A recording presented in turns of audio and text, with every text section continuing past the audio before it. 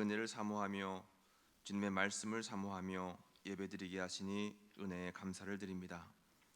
함께 모여 중보하고 함께 모여 뜨겁게 찬양하며 합심하여 예배드릴 수는 없지만 각자의 자리에서 주님의 은혜를 간구하면 주님께서 반드시 임재하시고 은총을 베풀어 주실 줄로 믿습니다.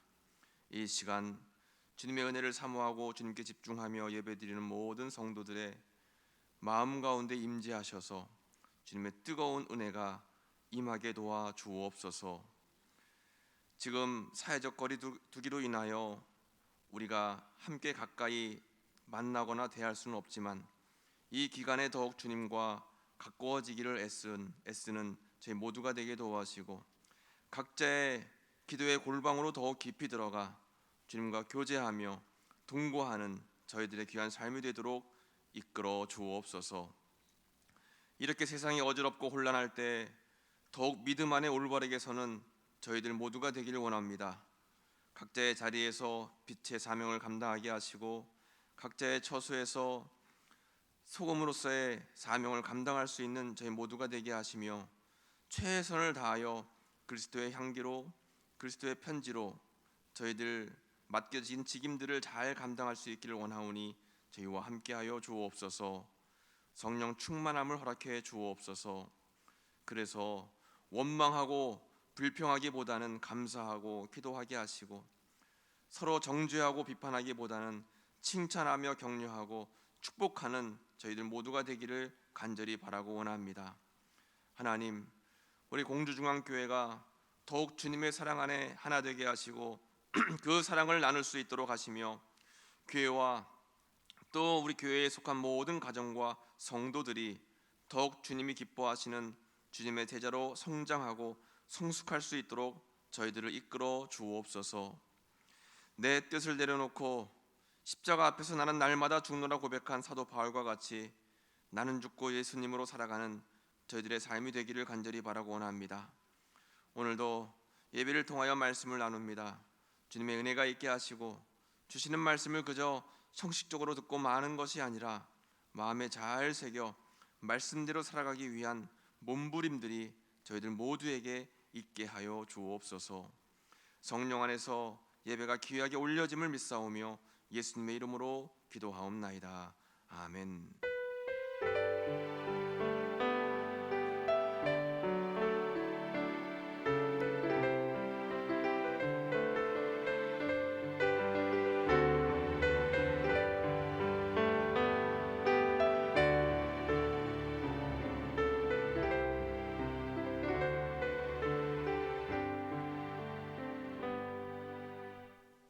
성경 말씀 함께 보겠습니다. 하나님 말씀은 구약성경 룻기 1장 19절 말씀부터 22절까지의 말씀입니다. 구약성경 403페이지 룻기 1장 19절로 22절까지의 말씀입니다. 제가 봉독해 드리겠습니다. 이에 그 두 사람이 베들레헴까지 갔더라. 베들레헴에 이를 때에 온 성읍이 그들로 말미암아 떠들며 이르기를 이가 나오미냐 하는지라. 나오미가 그들에게 이르되 나를 나오미라 부르지 말고 나를 마라라 부르라. 이는 전능자가 나를 심히 괴롭게 하셨음이니라. 내가 풍족하게 나갔더니 여호와께서 내게 비어 돌아오게 하셨느니라. 여호와께서 나를 징벌하셨고 전능자가 나를 괴롭게 하셨거늘 너희가 어찌 나를 나오미라 부르느냐 하니라. 나오미가 모압 지방에서 그의 며느리 모압 여인 룻과 함께 돌아왔는데 그들이 보리추수 시작할 때에 베들레헴에 이르렀더라. 아멘. 오늘도 이 저녁에 하나님의 말씀 안에서 은혜 안에서 예배드리신 여러분 모두에게 하나님의 은혜와 은총이 함께 하시기를 간절히 축복합니다. 오늘은 룻기의 본문을 통해서 절망의 끝에서 희망을 보다라는 제목으로 함께 말씀을 나누도록 하겠습니다. 전 세계적으로 사형제도를 살펴보면 사형제도가 현재까지 유지되고 있는 나라도 있고 사형제도가 폐지된 나라도 있습니다. 우리나라는 현재 사형이 이루어지고는 있지 않지만 사형제도는 유지가 되고 있고요. 미국 같은 경우를 보면 나라가 넓기 때문에 주별로 다르다라고 합니다. 어떤 주는 사형 제도가 그대로 남아 있고 어떤 주는 이제 사형 제도가 폐지가 됐는데요. 그런데 사형 제도가 폐지가 되고 사형 제도가 있고 이런 것을 떠나서 아동 학대나 아동 성범죄 같은 중한 죄를 짓게 되면 꼭 사형이 아니더라도 이제 무기징역을 받는데 보통 무기징역 200년을 선고받는다라고 합니다. 최고로는 무기징역 3만 년. 근데 거기에는 조건이 달려 있는데 중간에 가석방이 절대 불가하다라고 하는 거죠. 가석방 없이 무기징역 300년, 3만 년. 그것은 그냥 감옥에서 살다가 감옥에서 죽으라라고 하는 이제 그런 제도인데, 여러분 이렇게 가석방 없는 종신형은 그야말로 지옥과 같은 생활이죠. 왜 그렇습니까? 왜 지옥과 같습니까? 그것은 희망이 없기 때문에 그렇습니다. 우리 사람들의 삶 속에는 희망이 참 중요합니다. 지금 당장은 아무리 힘들고 어렵다 해도 더 나아질 거라고 하는 희망이 있으면 그 어려움은 인내할 수 있습니다. 지금은 아무리 병들었다 해도 이 병이 나을 거다, 더 좋아질 수 있다라고 하는 그런 소망이 있으면 인내하고 그 과정을 잘 이겨낼 수 있다라고 하는 것입니다. 그러나 희망이 없고 절망 가운데 빠지게 되면 그 사람의 삶은 지옥과도 같은 삶이죠. 단테의 신곡 중에서 지옥편에 보면 이러한 글귀가 있는데 지옥문 앞에 새겨져 있는 구절이 있다라고 합니다.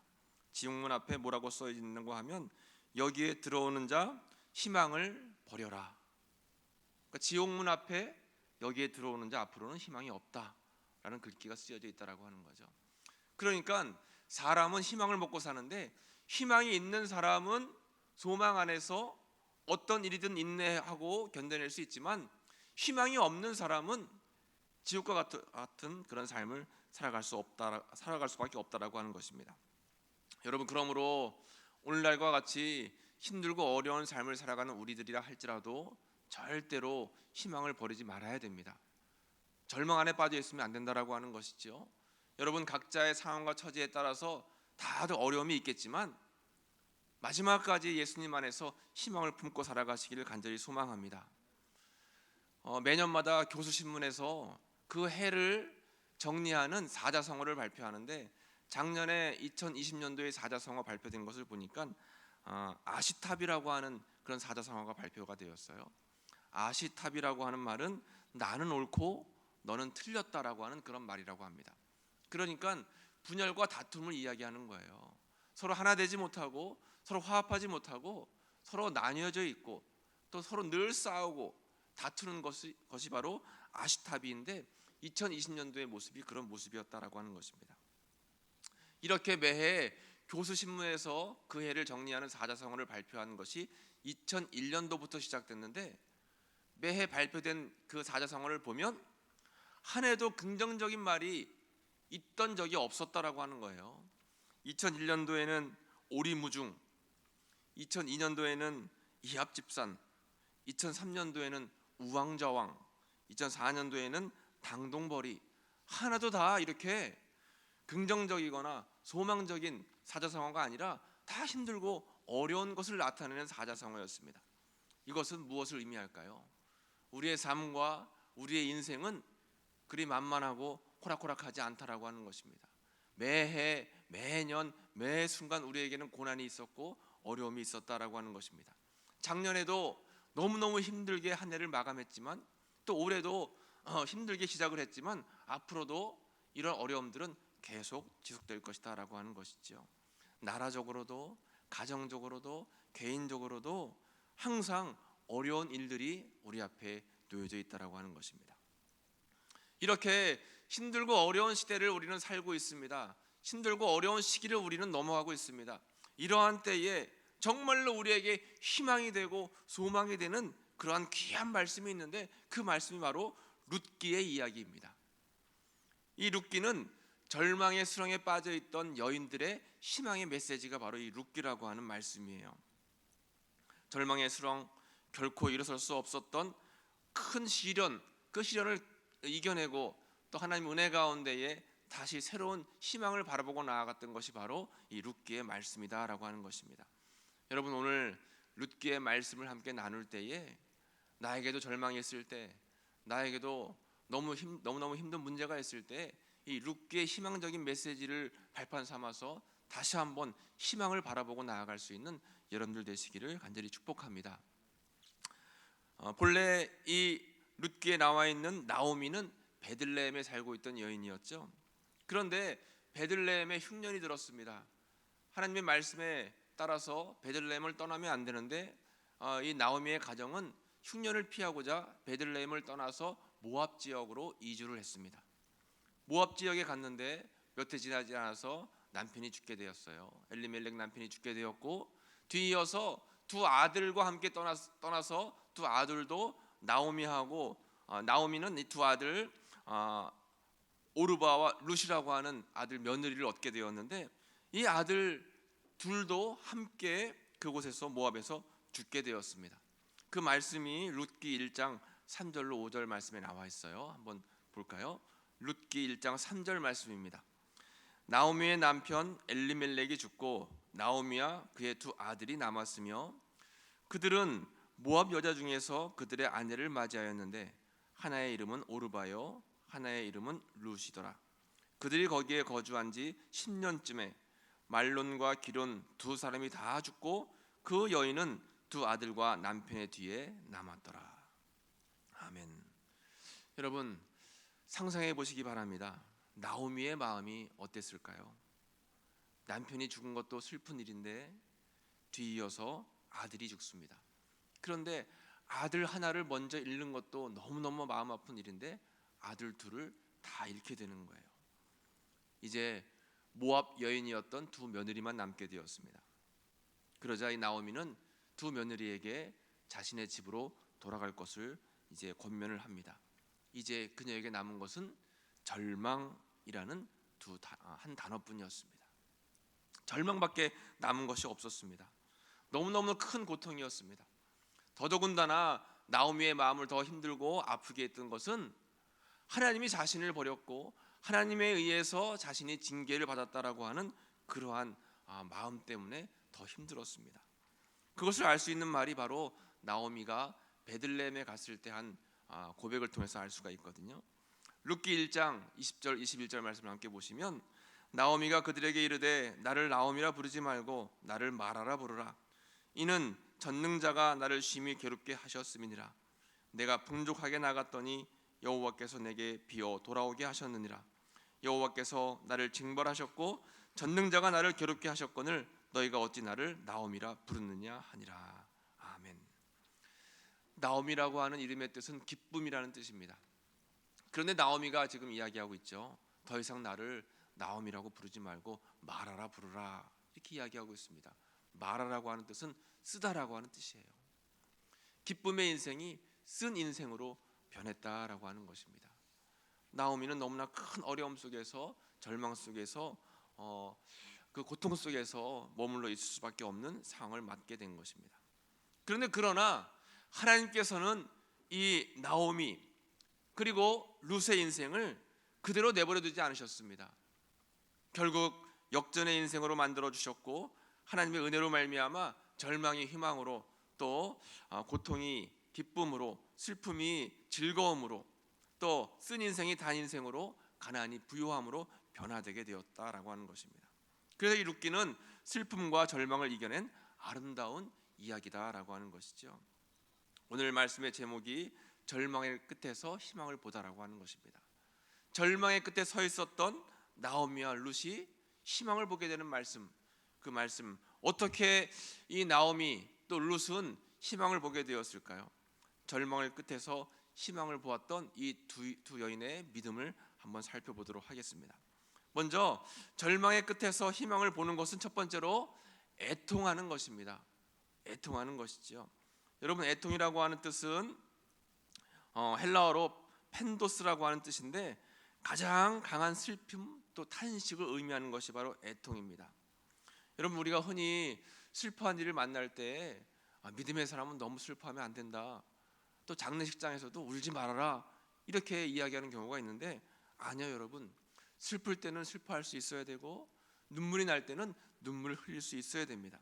그래서 슬픔이 깊어지면 그 슬픔이 바로 애통이 된다라고 하는 것이죠.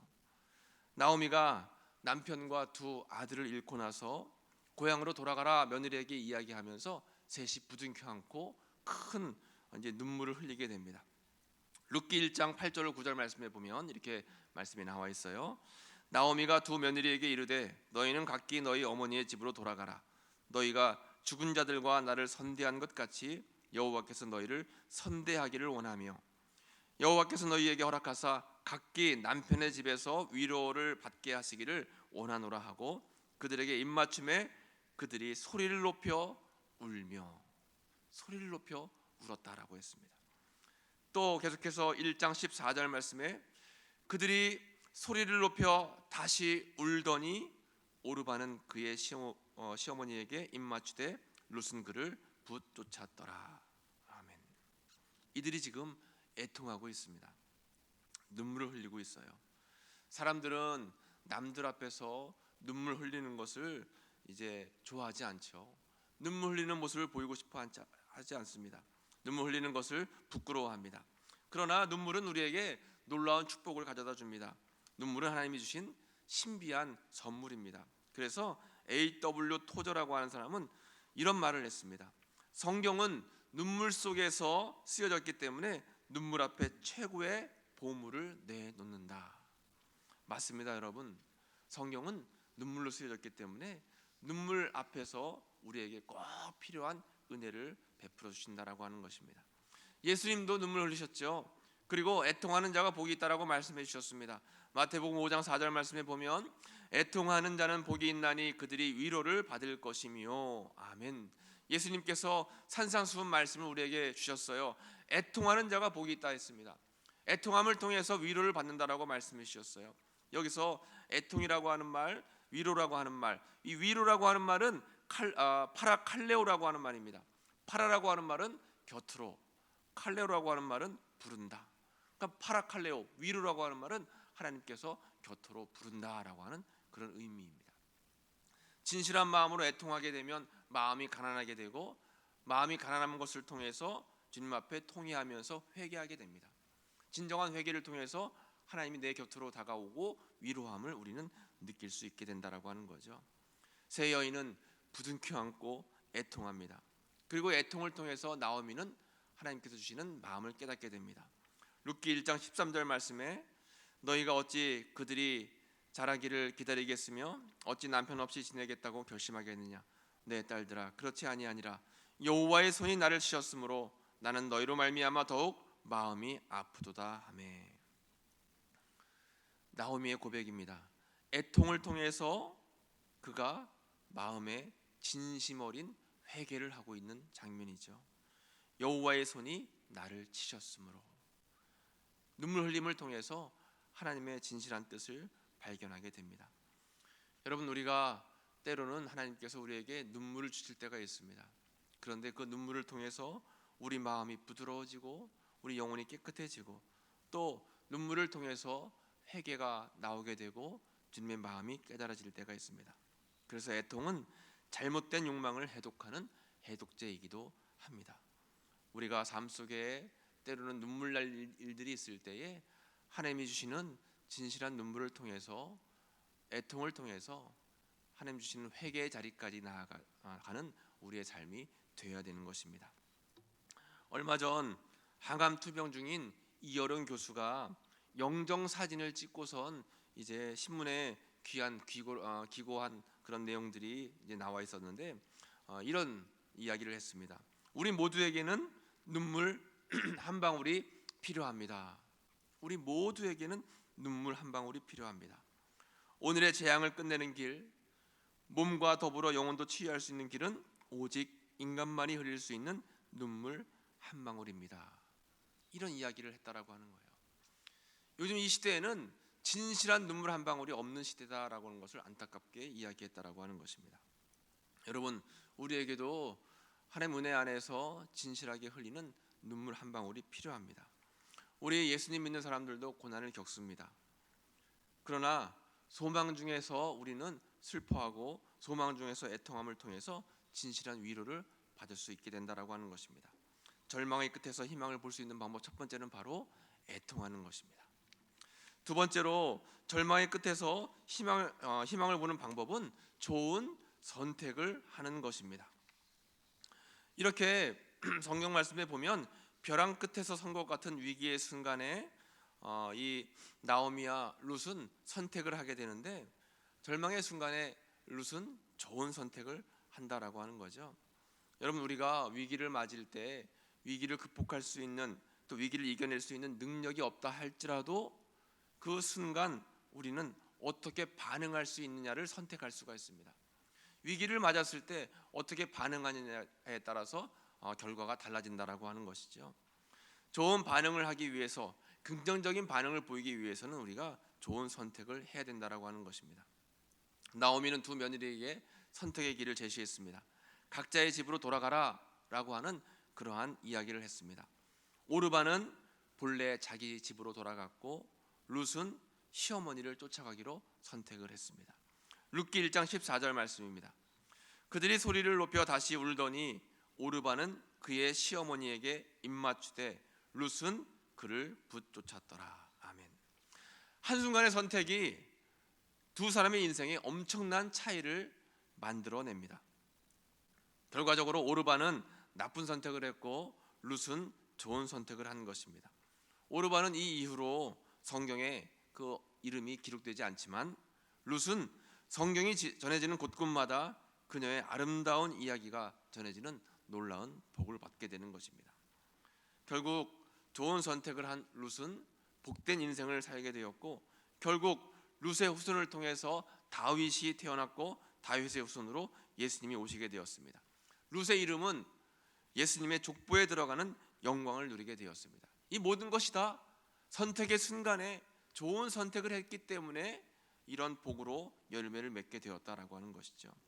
여러분, 우리가 절망의 순간을 맞이할 때, 어려운 고난을 당할 때에 그 순간 어떠한 반응을 보여야 되는가, 우리가 선택을 해야 되고, 또 그 선택의 순간에 좋은 선택을 해야 될 그런 필요가 우리 모두에게는 있다라고 하는 것입니다. 그러면 어떤 것이 좋은 선택일까요?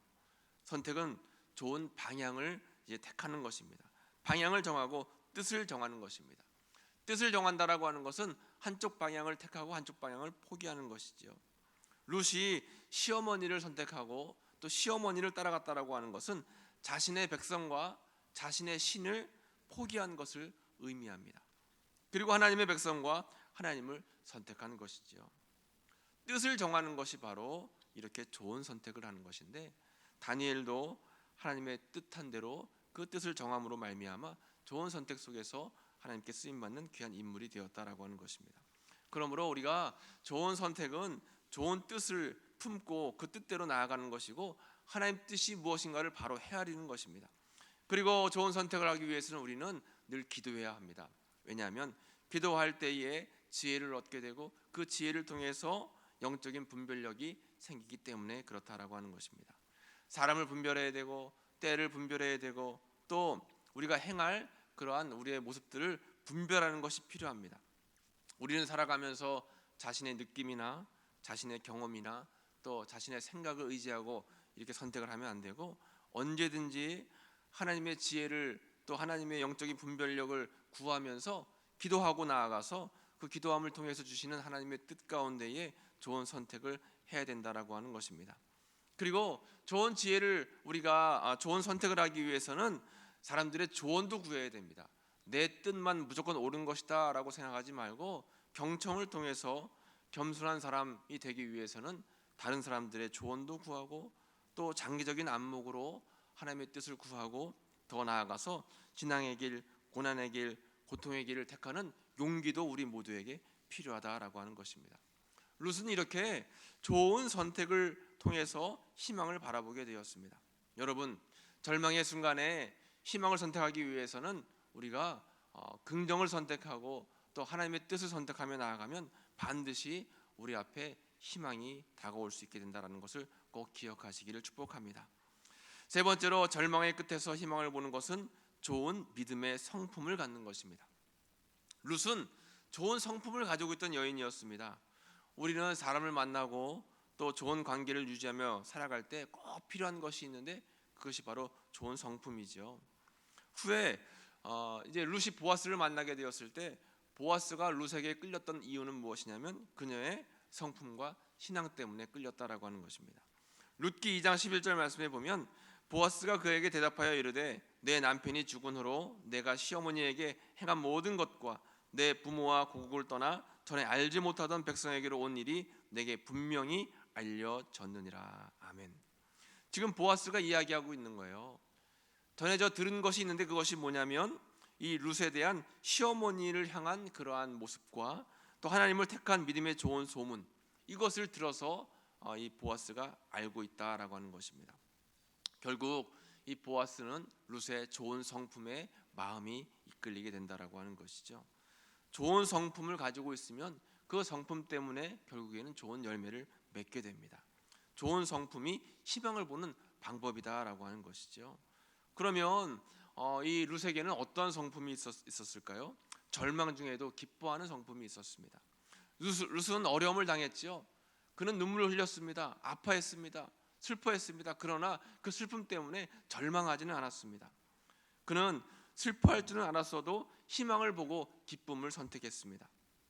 우리에게도 삶에 어려운 무게가 있을 때에 눈물이 날 때가 있지만 절대로 절망해서는 안 된다라고 하는 것이죠. 주님 안에서 기쁨을 선택하고 또 긍정의 힘을 가져야 된다라는 것입니다. 고난 중에도 늘 기뻐하고 또 기뻐할 것을 권면했던 사람이 바로 사도 바울이죠.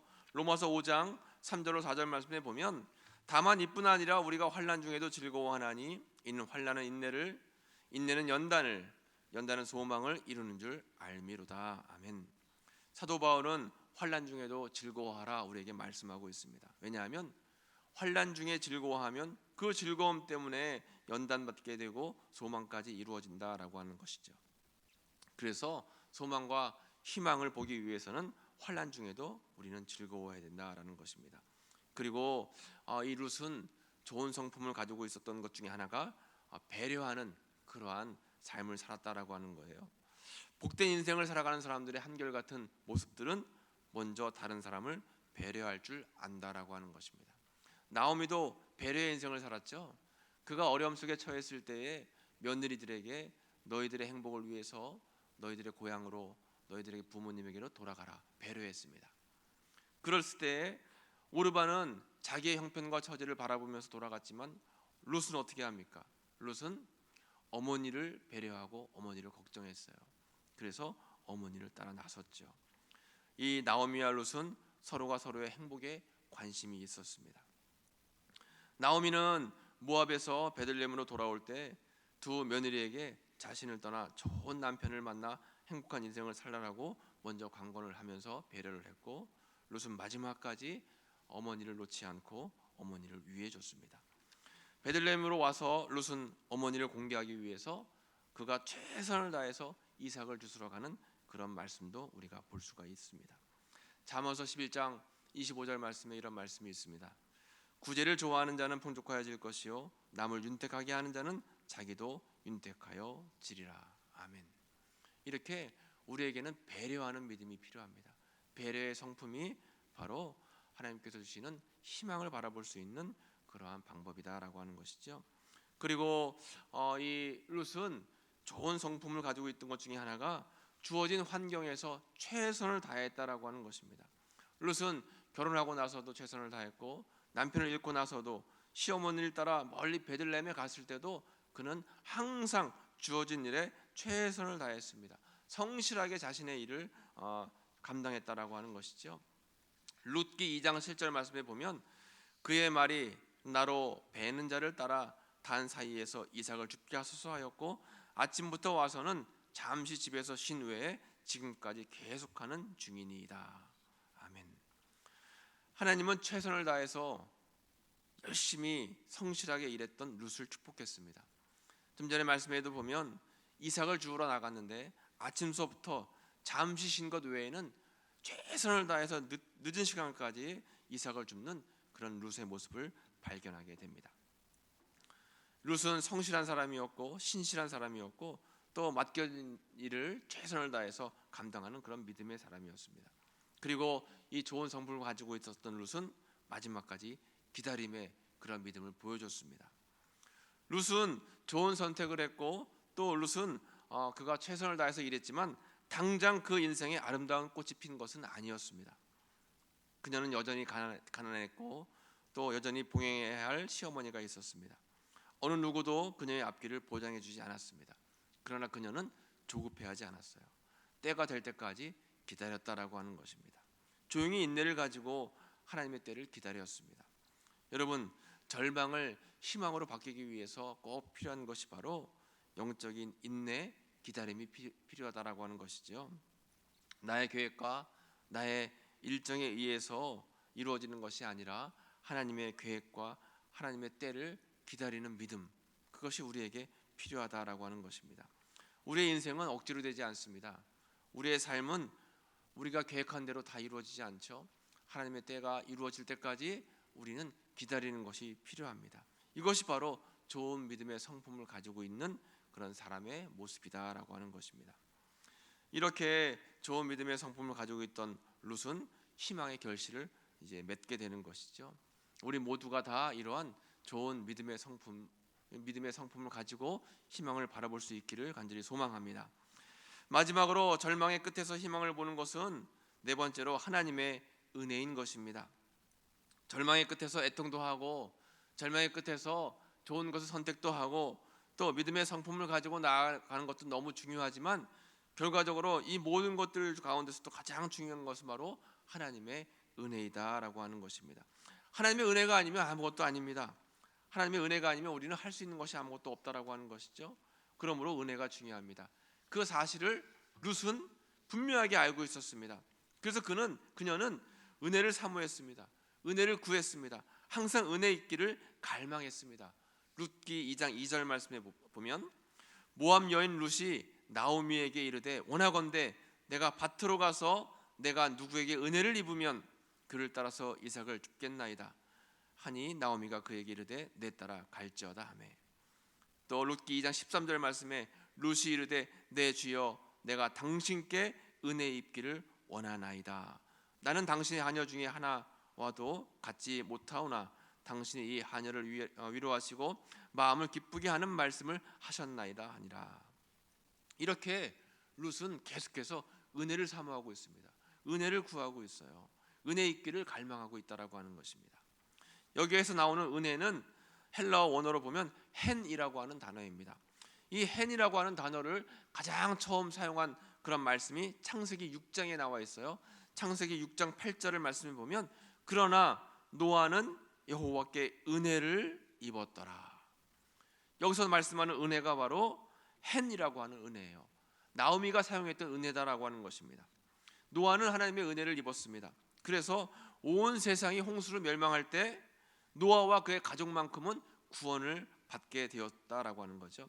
마찬가지로 롯은 절망의 끝에서 구원받는 은혜를 지금 사모하고 있다라고 하는 것입니다. 은혜 받기를 기도하고 있었어요. 그리고 결과적으로 이렇게 은혜를 구했던 롯은 하나님께 은혜를 받게 되는데 이 은혜 받은 것을 한마디로 표현한 것이 바로 우연히와 마침이라고 하는 단어입니다. 이 룻은 하나님께 은혜를 베풀어 주신 그 은혜를 받게 되는데 우연히와 마침의 은혜를 받게 되는 거예요. 룻기 2장 3절 말씀 보면 룻이 가서 베는 자를 따라 밭에서 이삭을 줍는데 우연히 엘리멜렉의 친족 보아스에게 속한 밭에 이르렀더라. 우연히 룻이 보아스의 밭에 가게 되었다라고 하는 거죠. 또 계속해서 룻기 2장 4절 말씀 보면 마침 보아스가 베들레헴에서부터 와서 이렇게 말씀하고 있어요. 마침. 그러니까 이 룻에게 임했던 하나님의 은혜는 우연히 마침이라고 하는 것입니다. 여러분, 우연히 마침은 하나님의 섭리입니다. 이런 것들을 통해서 하나님께서 하나님 은혜 가운데에 희망의 길로 인도하시고 이끄신다라고 하는 것이죠. 우리 모두에게도 이러한 은혜가 필요합니다. 우연히 마침 어떻게 하다가 우연히 하게 됐는데 마침 이렇게 되었다. 이게 바로 하나님의 은혜이고 섭리이죠. 룻기 4장 13절 말씀에 결국 하나님께서 룻을 축복해 주십니다. 4장 13절 말씀에 이에 보아스가 룻을 맞이하여 아내로 삼고 그에게 들어갔더니 여호와께서 그에게 임신하게 하심으로 그가 아들을 낳은지라. 아멘. 새로운 가정을 이루고 임신하여 아들을 낳게 되었습니다. 그 아들의 이름이 바로 오벳입니다. 이 아들 오벳이 누구일까요? 룻기 4장 22절 말씀 보면 오벳은 이새를 낳고 이새는 다윗을 낳았더라. 바로 이스라엘 최고의 왕이었던 다윗의 할아버지가 바로 오벳입니다. 이 오벳의 어머니가 바로 이 룻이라는 여인이었죠. 하나님의 은혜는 반전의 은혜입니다. 회복의 은혜이고 만남의 은혜입니다. 이렇게 룻의 인생은 역전되었고 룻으로 인해서 나오미의 인생도 역전되었습니다. 절망의 끝에서 희망을 바라보게 되었던 것입니다.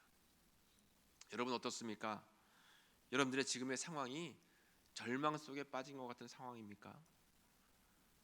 생각지 않게 건강에 이상이 오고 자녀들에게 문제가 생기고 내가 원하지 않는 그런 어려움 속을 여러분 어려운 길을 걷고 계십니까?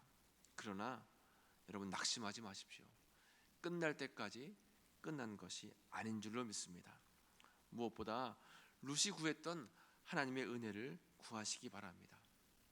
룻처럼 눈물 날 때는 애통하며 눈물 흘리고 또 어려움 속에 있을 때에도 선택의 순간 긍정적인 좋은 선택을 하시고 또 믿음의 성품을 통하여 좋은 만남에 이르고 결국 하나님의 은혜가 임하게 되면 우리에게 처한 모든 어려움들이 역전이 되어서 놀라운 축복의 희망을 맞이하게 될 줄로 믿습니다. 이러한 룻의 은혜가 우리 모두에게 임하기를 원합니다. 정말 힘들고 어려운 때를 살고 있지만 절망하지 마시기 바랍니다. 룻도 절망하지 않았어요. 절망의 끝에서 희망을 바라보았습니다. 여러분 이 시간 우리에게 주시는 이 귀한 룻기의 말씀이 나의 말씀이다 생각하시고 또 이 룻과 나오미가 바로 나다라고 생각하셔서 희망을 바라보시고 하나님의 은혜 가운데에 주님 주시는 놀라운 은총을 받아 누리시는 여러분들의 삶이 되시기를 간절히 축복합니다. 기도하겠습니다. 하나님 감사합니다. 오늘도 우리 모두에게 귀한 은혜의 말씀을 주셨습니다. 여러 문제들로 인하여 고난 가운데 거할 때 더욱 주님을 바라보기를 원합니다. 룻이 가졌던 귀한 믿음이 저희들에게도 있기를 원합니다. 하나님의 은혜로 희망을 바라보게 하시고 삶의 여러 가지 시험과 어려운 문제를 만날 때에 능히 이기지 못할 시험을 주시지 않는다라고 하는 말씀을 기억하면서 아픔과 상처 속에서도 절망하지 않게 하시고 희망을 바라보며 룻과 같이 은혜 가운데 거하는 저희들의 귀한 삶이 될 수 있도록 인도해 주옵소서. 이 시간에도 육체의 질병과 마음과 영적인 나약함으로 인해서 주님의 은혜가 필요한 성도님들이 계십니다. 주님께서 함께 하시되 절망치 않게 하시고 새로운 희망을 바라보고 나아갈 수 있도록 은혜를 베풀어 주옵소서. 희망의 메시지 룻기의 말씀이 우리의 말씀 나의 말씀이 될 수 있도록 주님 도와주시옵시고 항상 주님 은혜 가운데 거하는 저희들 모두가 될 수 있도록 은총 베풀어 주옵소서. 예수님의 이름으로 감사하며 기도하옵나이다. 아멘.